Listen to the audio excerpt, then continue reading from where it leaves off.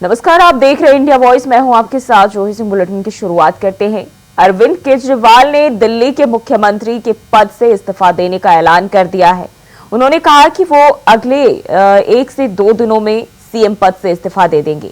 हालांकि विधानसभा भंग नहीं की जाएगी। आम आदमी पार्टी के विधायक दल की बैठक में नया मुख्यमंत्री चुना जाएगा, जो चुनाव तक दिल्ली की सरकार चलाएगा। केजरीवाल ने इस्तीफा देने का ऐलान जो है ऐसे समय में किया है जबकि हरियाणा में चुनाव का धुआंधार प्रचार प्रसार चल रहा है। आम आदमी पार्टी राज्य की सभी 90 सीटों पर चुनाव लड़ रही है। आइए जानते हैं अरविंद केजरीवाल ने क्या कुछ कहा है। में काफी वक्त मिला सोचने का, पढ़ने का, और कई किताबें पढ़ी, पॉलिटिकल किताबें पढ़ी, अपने स्वतंत्रता के आंदोलन की किताबें पढ़ी, गीता कई बार पढ़ी, रामायण पढ़ी, महाभारत पढ़ी। आज मैं अपने साथ एक किताब लेके आया हूं, ये भी मैंने कई बार पढ़ी, भगत सिंह की जेल डायरी। आप लोगों ने पढ़ी है? पढ़ना इसको जरूर, खरीद लेना, खरीद के इसको पढ़ना, भगत सिंह की जेल डायरी। जब भगत सिंह जेल में थे आज से 90-95 साल पहले, उन्होंने जेल के अंदर अपने लेख लिखे थे, वो लेख इसमें है। और जेल के अंदर से उन्होंने बाहर कई लोगों को खत लिखे थे। उन्होंने अपने क्रांतिकारी साथियों को खत लिखे थे। उन्होंने देश के युवाओं के नाम खत लिखे थे। बलिदान से पहले साथियों को अंतिम पत्र 22 मार्च 1931।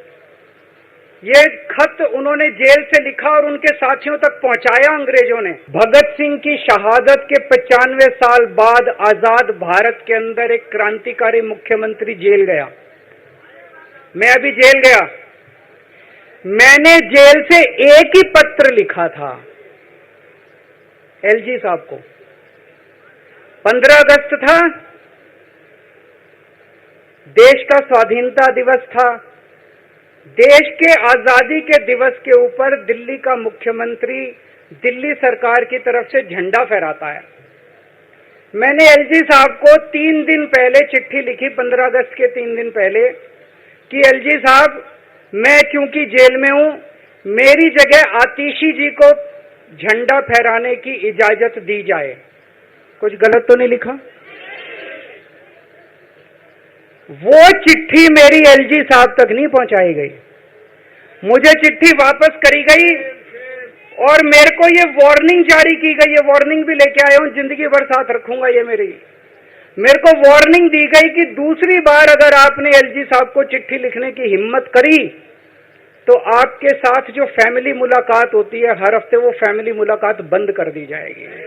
आजादी की लड़ाई जब हुई, जवाहरलाल नेहरू जेल गए, महात्मा गांधी जेल गए, बाबा साहब अंबेडकर जेल गए, चंद्रशेखर आजाद जेल गए, अशफाकुल्ला जेल गए, कितने स्वतंत्रता सेनानी जेल गए, कई सालों तक जेल गए।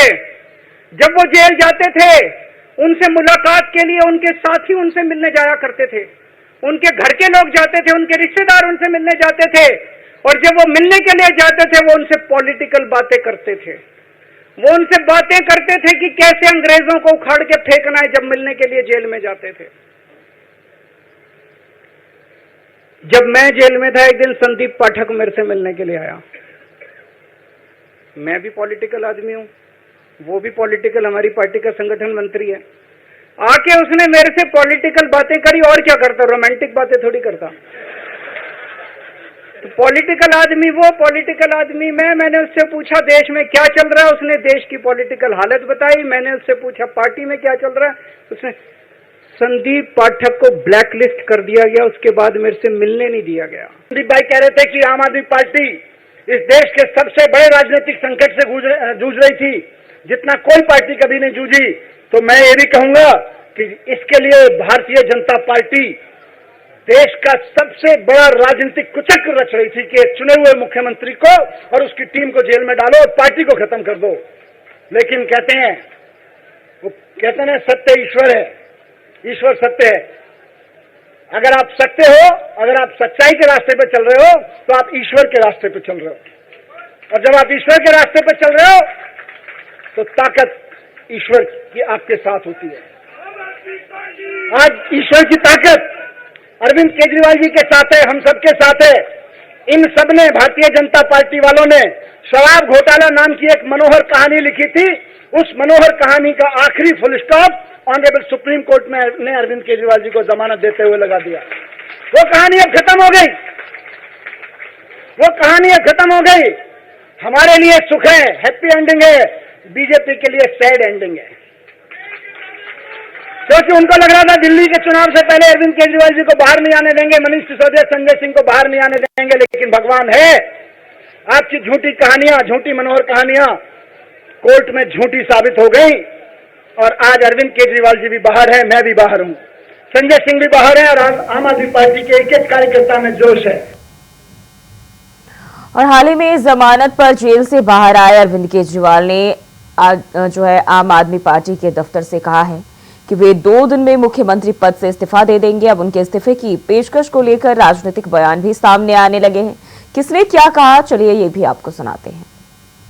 गुजरने के लिए तैयार है और दिल्ली तय करेगी कि मुख्यमंत्री ईमानदार है कि नहीं है। अरविंद केजरीवाल जी ने 2020 में काम के नाम पर वोट मांगा था और कहा कि अगर मैंने काम किया है तो मुझे वोट देना, मैंने काम नहीं किया तो मुझे वोट नहीं देना। आज उनपे तोहमतें लगाई गई, आरोप लगाया गया।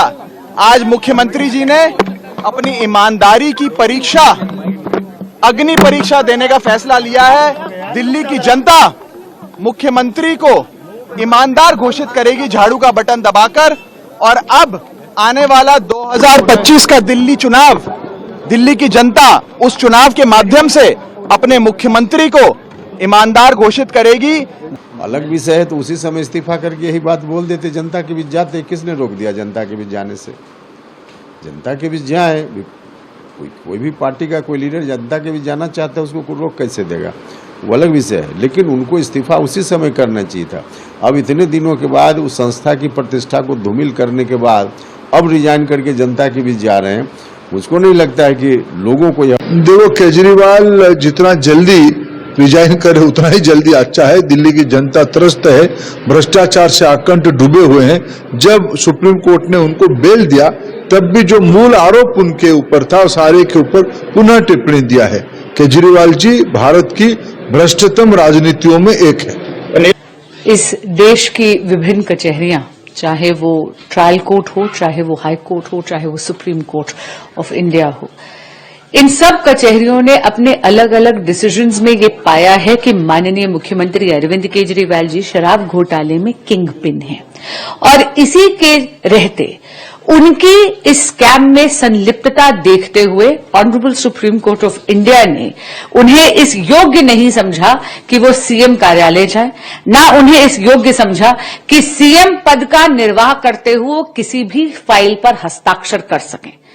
आज माननीय मुख्यमंत्री अरविंद केजरीवाल जी ने अपनी इस बेल कंडीशन की विवशता पर नैतिकता का आवरण डालने का प्रयास करा है और एक राजनीतिक ढोंग रचने का प्रयास करा है। कि मुझे लगता है कि दिल्ली, हिंदुस्तान या पूरे विश्व में इस तरीके का उदाहरण आपको नहीं मिलेगा कि एक मुख्यमंत्री अदालत से बेल पाने के बाद खुद ये फैसला करता है कि अदालत ने तो मुझे बेल दे दी, मगर मेरी जनता जिस दिन मुझे अग्नि परीक्षा के अंदर पार उतारेगी उस दिन इस कुर्सी पे बैठूंगा। और अरविंद केजरीवाल जी ने कहा है कि मैं इन आरोपों से काफी दुखी हूं। मुझे बेईमान कहा गया, मुझे चोर कहा गया।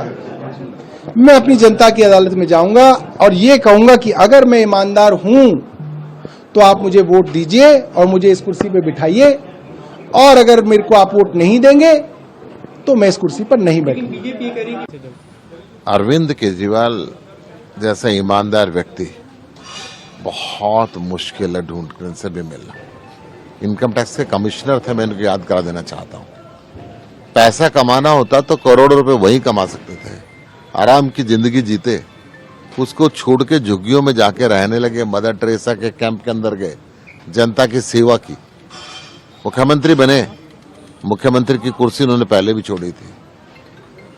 और बीजेपी ने तो बहुत कोशिश करी, हमें तोड़ने की, झुकाने की, जेल में भेज दिया, सब कुछ किया, परंतु अरविंद जी जेल से डरे नहीं, झुके नहीं, टूटे नहीं। सुप्रीम कोर्ट ने जमानत दी। सुप्रीम कोर्ट ने कहा कि ताकत का गलत इस्तेमाल बीजेपी ने किया। और रुकते हैं एक छोटे से ब्रेक के लिए, फौरन हाजिर होते हैं। ब्रेक के बाद स्वागत है आपका। बढ़ते हैं खबरों की ओर। केंद्रीय शिक्षा मंत्री धर्मेंद्र प्रधान करनाल में बीजेपी कार्यालय पहुंचे, जहां उन्होंने कहा, हम प्रदेश के लोकप्रिय मुख्यमंत्री नायब सिंह सैनी के नेतृत्व में चुनाव लड़ रहे हैं। भाजपा तीसरी बार हरियाणा में सरकार बनाएगी। प्रधानमंत्री जी कुरुक्षेत्र के अंदर पधारे थे। माननीय प्रधानमंत्री जी का आने वाले दिनों में प्रदेश की विभिन्न इलाका में दौरा होने वाला है। भारतीय जनता पार्टी की तमाम राष्ट्रीय नेतृत्व, प्रादेशिक नेतृत्व इस चुनाव अभियान में 90 से 90 विधानसभाओं में भी जाएंगे। हम माननीय प्रदेश की लोकप्रिय मुख्यमंत्री श्री नायब सिंह सैनी जी के नेतृत्व में चुनाव लड़ रहे हैं। भारतीय जनता पार्टी तीसरी बार हैट्रिक लगाएगी। मैं हरियाणा में पिछले 2 महीने में विभिन्न इलाका में घूम रहा हूं। भारतीय जनता पार्टी सरकार की गई कामों के आधार पे लोगों ने तीसरी बार देश में प्रधानमंत्री जी को आशीर्वाद किया है। हरियाणा में भी हम फिर एक बार सरकार बना के सेवा करने का हमें अवसर मिलेगा, यह हमारा पूरा भरोसा है। मैं 1-2 विषय आज की इस जब मैं करनाल पहुंचा हूं, मैं पार्टी के संगठन की काम को नीचे तक देखने के लिए विभिन्न इलाका में जाता हूं। अभी मैं कुरुक्षेत्र से आ रहा हूं। हर एक विधानसभा में पार्टी के कार्यकर्ताओं के अंदर अद्भुत उत्साह है। पिछले 10 साल में शायद किसानों के बारे में हो, महिलाओं के बारे में हो, युवाओं के बारे में हो, प्रदेश की आर्थिक विकास के बारे में हो, या प्रदेश की वंचित वर्गों के बारे में बात हो, सारे क्षेत्र में भारतीय जनता पार्टी की सरकार ने उल्लेखनीय काम किया है। मैं नायब सिंह सैनी जी को धन्यवाद दूंगा। शायद वो देश का पहला सरकार उनकी होगी जो उस प्रदेश की सभी उत्पादित फसलों पे उन्होंने एमएसपी की जिम्मेवारी लिया है।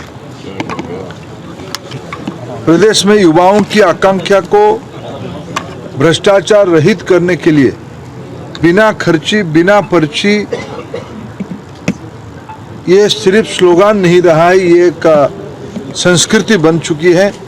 ये भारतीय जनता पार्टी की सरकार को श्रेय जाती है।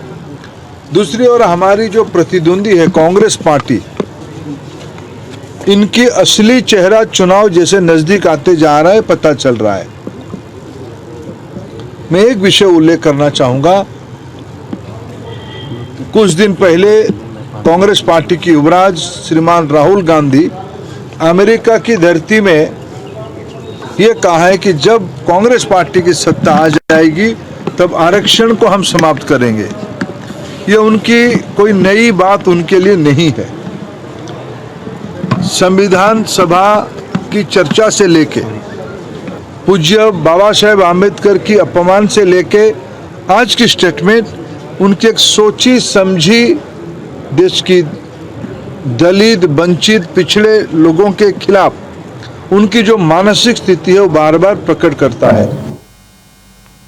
और बिहार में बढ़ते अपराध और गिरते कानून व्यवस्था के खिलाफ पटना में राजद ने राजभवन मार्च निकाला गया। राजभवन तक और पार्टी के प्रदेश कार्यालय से राजद नेता और कार्यकर्ता राजभवन के लिए निकले, लेकिन प्रशासन ने राजद कार्यकर्ताओं को इनकम टैक्स चौराहे पर रोक दिया। राजभवन मार्च में पार्टी में के अनेक वरिष्ठ नेता शामिल हुए।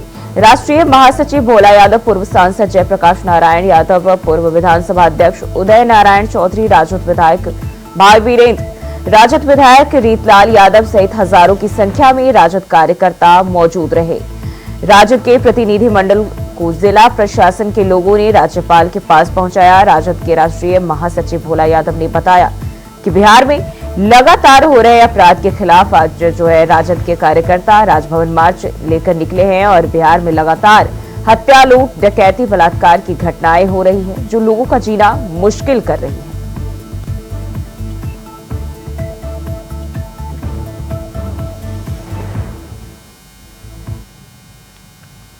और प्रधानमंत्री नरेंद्र मोदी ने झारखंड के जमशेदपुर के टाटानगर रेलवे स्टेशन से टाटा पटना वंदे भारत ट्रेन को हरी झंडी दिखाई।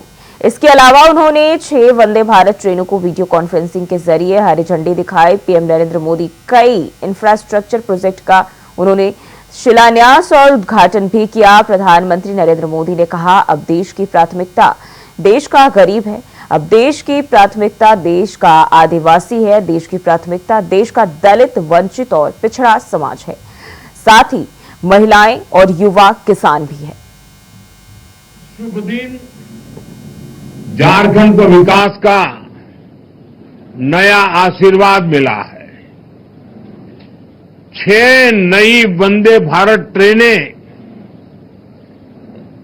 650 करोड़ से ज्यादा की रेलवे परियोजनाएं, कनेक्टिविटी और यात्रा सुविधाओं का विस्तार और इस सबके साथ साथ झारखंड के हजारों लोगों को पीएम आवास योजना के तहत अपना पक्का घर।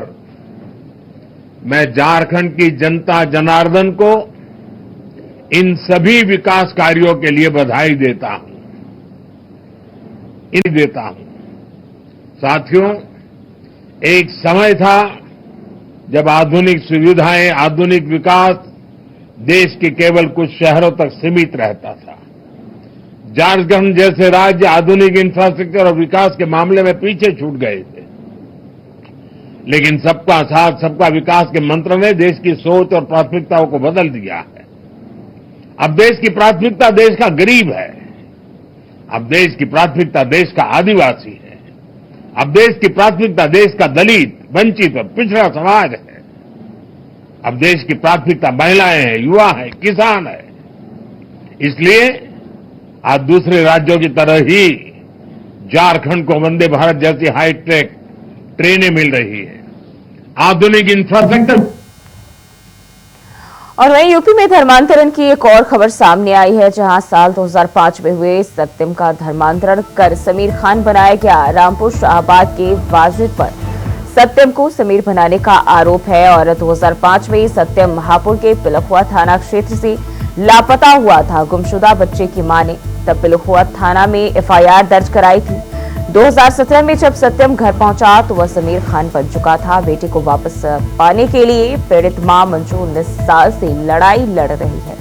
वहीं जब इस मामले का पता हिंदू संगठनों के लोगों को लगा तो मामला क्षेत्र में गर्मा गया और कई हिंदू संगठन महिला के समर्थन में आकर खड़े हो गए। पुलिस द्वारा इस मामले में तहरीर के आधार पर मुकदमा दर्ज कर लिया गया है और अब मामले की छानबीन की जा रही है।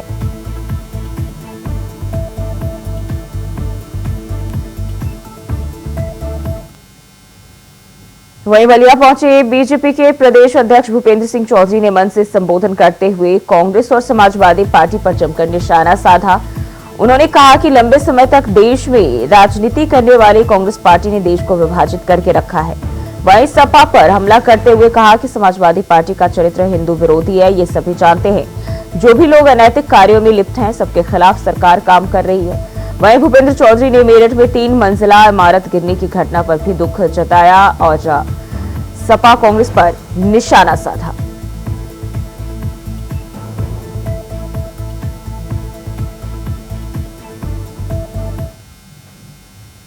बढ़ते आगे, कानपुर में यमुना नदी का जल स्तर 2 दिनों से बेहद बढ़ता हुआ जा रहा है और कोटा बैराज से पानी छोड़े जाने से यमुना नदी उफान पर है। यमुना नदी का जल स्तर खतरे के निशान को पार करके स्थिर हो गया है। नदी का जल स्तर लगातार बढ़ने से प्रशासन अलर्ट मोड पर है। वहीं पुलिस प्रशासन ने नदी किनारे गांव के लोगों को अलाउंस करवाकर किनारे से दूर सुरक्षित स्थान पर रहने को कहा है और वहीं एसीपी और एसडीएम ने पहुंचकर हालात का जायजा लिया। 2 दर्जन किसानों की सैकड़ों बीघा फसल जलमग्न हो गई है।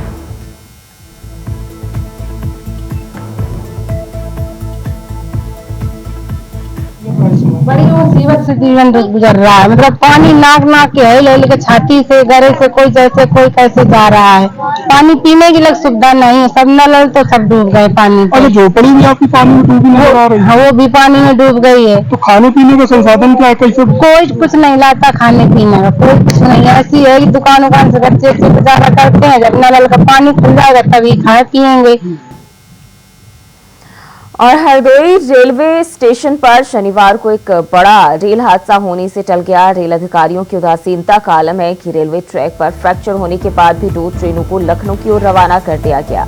हरदोई रेलवे स्टेशन पर तैनात ईडीएन फर्स्ट को रेल यात्रियों की जान की बिल्कुल भी परवाह नहीं है। ऐसे में ईडीएन फर्स्ट की कार्यशैली पर सवाल खड़े होने लगे हैं। फ्रैक्चर पटरी के चलते यदि कोई कोच डिरेल भी हो जाता है तो ट्रेन में सवार हजारों रेल यात्रियों की जान पर बनाती है, लेकिन हरदोई के एडीएन फर्स्ट को रेल यात्रियों की जान की कोई परवाह नहीं है।